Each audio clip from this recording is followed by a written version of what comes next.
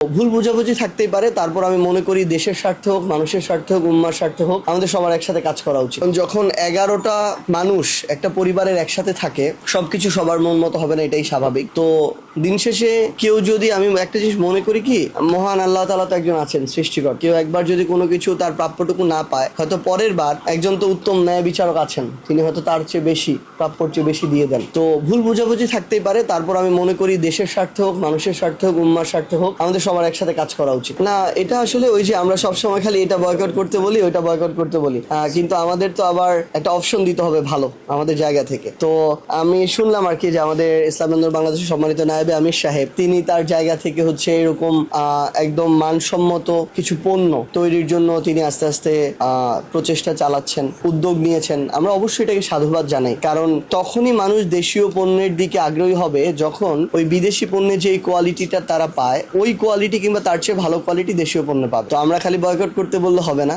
নিজেরা আবার একটা অপশন তৈরি করতে হবে। তো তিনি যে উদ্যোগটা নিয়েছেন, আমরা অবশ্যই আমাদের জায়গা থেকে সেটার সাফল্য কামনা করি। মহান আল্লাহ তাআলা যেন তার এই যে সৎ যে উদ্দেশ্য, এই উদ্দেশ্য পূরণে যেন মহান আল্লাহ তাআলা সবসময় তাকে সহযোগিতা করেন।